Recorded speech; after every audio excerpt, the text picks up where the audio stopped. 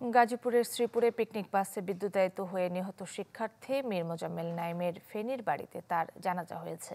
আরো খবর জানাতে সরাসরি যোগ দিচ্ছেন দিলদার হোসেন স্বপন। দিলদার, জানাবেন একটু আমাদের কি অবস্থা? মাঠের অলরাউন্ডার আমি, আর ঘরের অলরাউন্ডার টাইলক্স।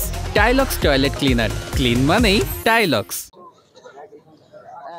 গতকালকে গাজীপুরে যে দুর্ঘটনা ঘটেছে, সেই দুর্ঘটনার মধ্যে 3 জনের যে শিক্ষার্থী নিহত হয়েছিলেন, তার মধ্যে একজনের বাড়ি হলেন ফেনী শস্যদী ইউনিয়নের ফতেপুর গ্রামে। কিছুক্ষণ আগে এখানে যে ফতেপুর ঈদগাহ মাঠ রয়েছে, এখানে জানাজা অনুষ্ঠিত হয়েছে। জানাজা অনুষ্ঠিত হওয়ার পরে যে ধর্মীয় দৃষ্টিতে যে আনুষ্ঠানিকতা রয়েছে, কবর পাড়ে নিয়ে পারিবারিক কবরস্থানে দাফন করা হবে।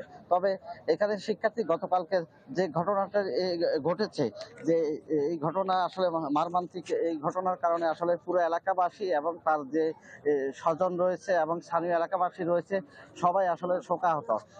যে এই সে গাজীপুর ইনস্টিটিউট যে বিশ্ববিদ্যালয়টি রয়েছে, ওই টেকনোলজি বিশ্ববিদ্যালয় 3য় বর্ষ পার করে 4র্থ বর্ষে উঠেছে।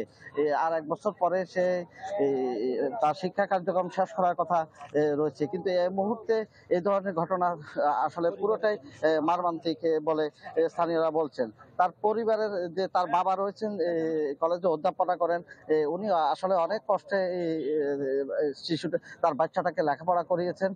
যার ফলে এখানে যারা এলাকাবাসী রয়েছেন তারা আমাদেরকে জানিয়েছেন যে শিক্ষার্থীটা অত্যধিক ভালো ছিল এবং মেধাবী ছিল, যে অল্প সময় 1টা বছর পরেই সে ভালো একটা কাজ করতে পারতো।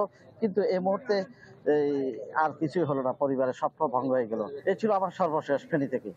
দিলদার, আপনাকে ধন্যবাদ। দর্শক, গাজীপুরের শ্রীপুরে পিকনিক বাসে বিদ্যুতায়িত হয়ে নিহত শিক্ষার্থী মীর মোজাম্মেল নাইমের ফেনীর বাড়িতে তার জানাজা হয়েছে। সেখান থেকে আরো খবর জানাচ্ছিলেন দিলদার হোসেন স্বপন।